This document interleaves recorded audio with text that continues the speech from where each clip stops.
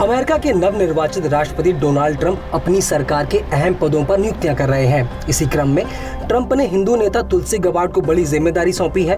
Trump ने उन्हें national intelligence के डायरेक्टर की जिम्मेदारी दी है। उन्होंने इस बात की घोषणा बुधवार को बाइडेन से मुलाकात के बाद की।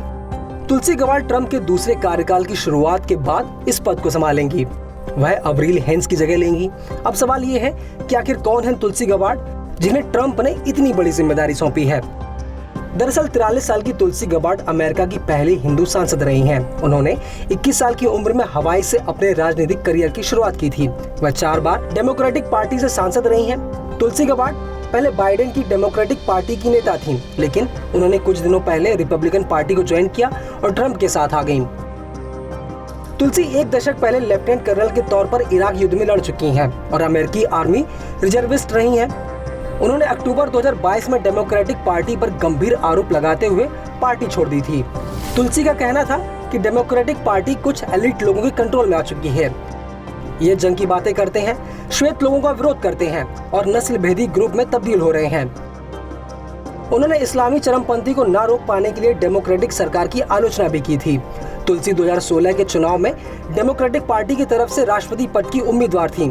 बाद में उन्होंने हिलेरी क्लिंटन की जगह बर्नी सैंडर्स का समर्थन किया था।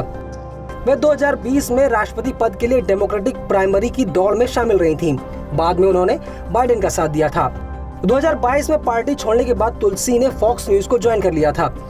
वह वहां कई शो में होस्ट के तौर पर नजर आ चुकी हैं। तुलसी गबार्ड ने राष्ट्रपति चुनाव में कई रिपब्लिकन उम्मीदवारों के पक्ष में चुनाव प्रचार किया था। तभी से माना जाने लगा कि वे रिपब्लिकन पार्टी ज्वाइन कर सकती हैं। अमेरिकी संसद में रहते हुए तुलसी ने ओबामा प्रशासन और बाइडेन प्रशासन की खूब आलोचना की।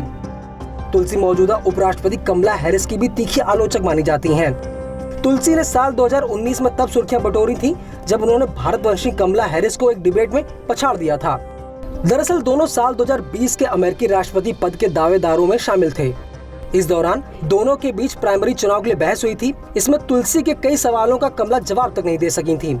इस साल 10 सितंबर को ट्रंप और कमला हैरिस के बीच डिबेट हुई थी। इसकी तैयारी के लिए ट्रंप ने खुद तुलसी से मदद मांगी थी। बता दें कि तुलसी गबार्ड भारतवंशी नहीं है। हालांकि उन्हें उनके नाम की वजह से भारतवंशी कहा जाता है। वे खुद कई बार ऐसा कह चुकी हैं। तुलसी का जन्म एक समूहन अमेरिकी परिवार में हुआ था। उनके पिता कैथोलिक थे, जबकि माँ ईसाई थी, जिन्होंने बाद में हिंदू धर्म अपना लिया था। तुलसी भी पहले ईसाई थी, लेकिन बाद में उन्होंने भी हिंदू धर्म अपना लिया था। फिलहाल इस खबर पर आपकी क्या राय है, हमें कमेंट करके जरूर बताएं और ऐसी खबरों के लिए बने रहिए न्यूज़ 18 इंडिया ओरिजिन्स के साथ।